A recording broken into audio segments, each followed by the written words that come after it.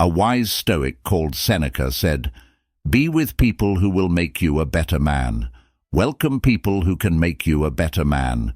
People learn while they teach." Today, we are going to look at the souls that Stoicism loves so much. We learn how to live by Stoic principles by looking at how these people deal with life. They give us ideas and direction. Come with us on this trip of respect as we learn more about the strong and wise people who really show what it means to be Stoic. Type 1. People who think deeply about what they say. People who think deeply about things have a special place in Stoicism. Why? Stoicism isn't just reading or talking about philosophy. It's about taking its lessons to heart and following them in everyday life. This is exactly what thoughtful thinkers do. They regularly question, analyze, and dig deep into their actions and thoughts. Picture the huge ocean. The waves and winds may make it look rough on the outside, but deep down, it's quiet and peaceful.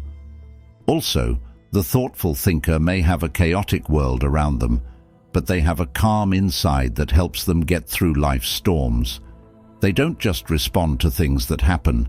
Instead, they think about them, figure out how they feel, and decide what the best thing to do is.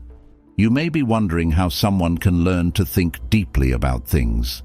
Well, it starts with making it a habit to think about yourself. For example, keeping a journal was something that many Stoics, including Marcus Aurelius, did every day. They could understand their views, make sense of the world, and get clear by writing down their thoughts.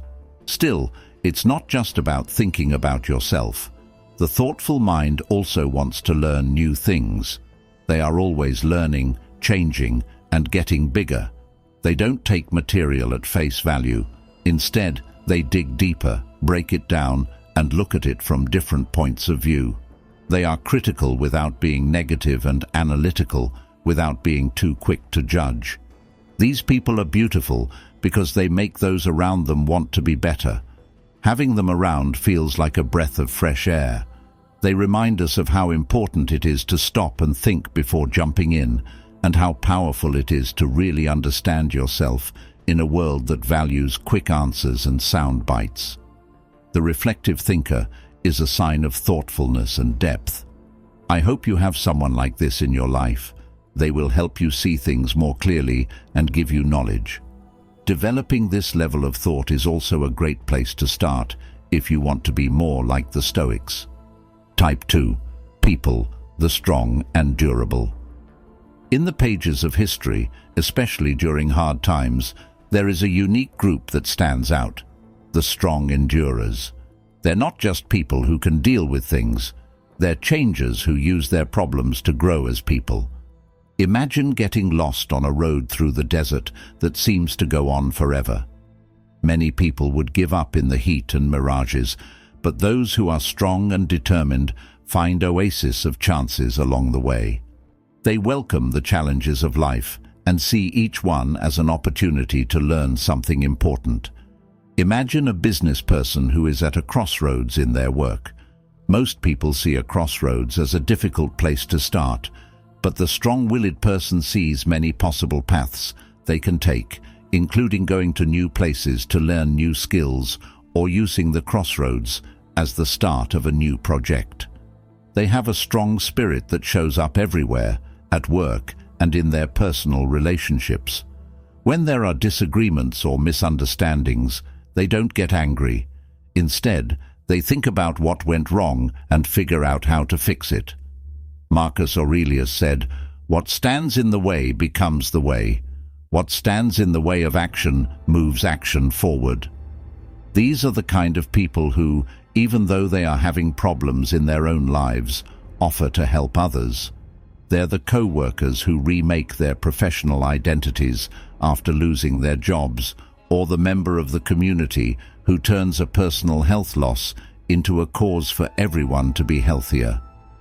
We are constantly reminded by the strong endurer's attitude that life isn't just about getting through hard times.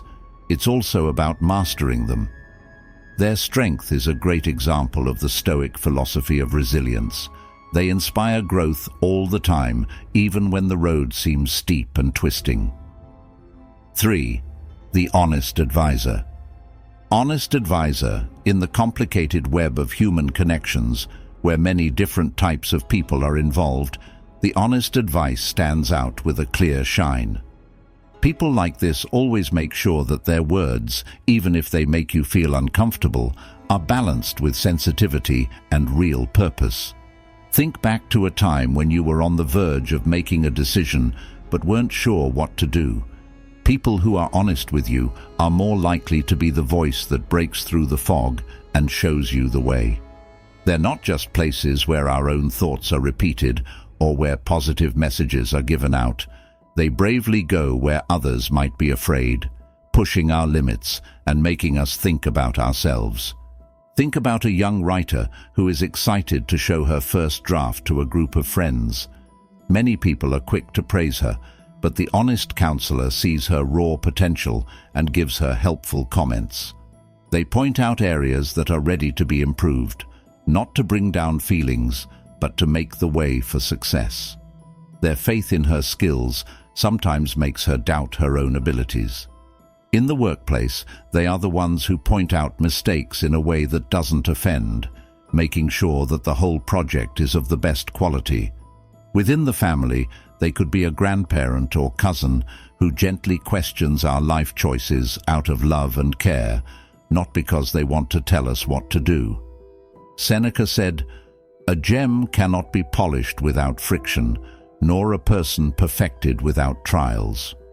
An honest guide is this necessary friction, the soft, rough force that smooths out our edges and helps us shine our best light. They are honest without being rude or rash. It comes from kindness and a real wish for our growth. With a strong sense of right and wrong and a long-lasting commitment to our growth, they don't push us to put others down, but to raise ourselves up, which broadens our views and guides us toward greatness. In a world where lies and quick compliments are common, the honest guide stands out as a true example of authenticity. Their knowledge is very helpful on our journey. 4th type of person, the happy minimalist. Satisfied minimalist. In a time of constant shopping where value is often linked to wealth and extravagance, the satisfied minimalist is a welcome change. Their philosophy is more than just having things. It's a deep understanding that happiness comes from living simply and on purpose, not from just getting more things. Imagine a house that is quiet and doesn't stand out in any noticeable way. It's not crowded with the newest tech gadgets or overfull closets. Instead, it lives with room, clarity, and things that have meaning. Each item reminds us of a special moment, tells a story, or is necessary for daily life. This is the safe place for the happy minimalist. Think about that coworker who picks an important birthday party over a big party. They might get together with a small group of people for a vacation to meditate or a comforting meal at home. The focus shifts from showmanship to real friendships and special times. Even though we live in a digital world, some people still value the weight of a handwritten letter over a quick tweet or a deep talk over a busy meeting. Marcus Aurelius said, "Very little is needed to make a happy life. It is all within yourself, in your way of thinking." Their choices in life come from a deep understanding of what life is all about. This is what the satisfied minimalist is all about. Their happiness doesn't come from getting more things. It comes from being thankful, living simply, and having a purpose in life. Their way of life is a powerful example of how real happiness doesn't come from having a lot of things, but from having a lot of things that we appreciate. By imitating the satisfied minimalist, we learn that real happiness doesn't come from constantly collecting things. Instead, it grows from deep reflection, a heart full of thanks, and the deep joys that lie hidden in life's simple moments. Type 5. The helper with empathy. Helper with empathy. In the noise and chaos of today's world, there are a few people who shine with warmth and understanding, like a warm fire on a cold winter night. These are the sensitive helpers, people who don't just notice how other people are feeling, but really understand them and offer help and comfort that often goes beyond words. Consider the team member who can tell when someone is losing motivation despite all the work and talks that need to be done. Instead of spying on you, they might come up to you with a genuine offer to talk or a coffee break on the spot. Because they have an uncanny ability to read people's feelings, they are often seen as an unofficial guardian of the group's well-being, lifting spirits and strengthening team bonds.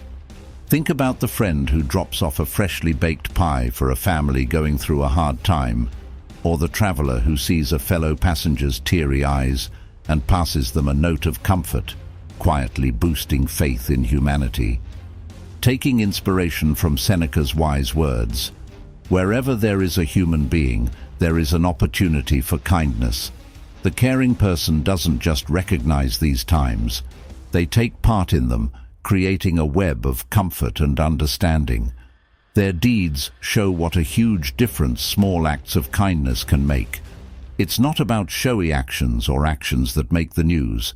It's about genuine acts of kindness that touch people's hearts and build communities. Through their actions, they show that real power doesn't come from being distant, but from truly connecting with others and using our kindness to heal, raise, and cross gaps. The caring helper shows us how powerful pure selfless connection can be, inviting us to go beyond our own limitations and truly connect with the heartbeats of those around us. The disciplined learner is the sixth type of person.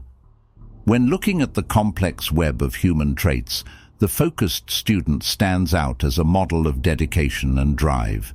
Individuals who are dedicated learners stick to their plans and are always hungry for more information, while others learn in fits and starts based on their changing reasons.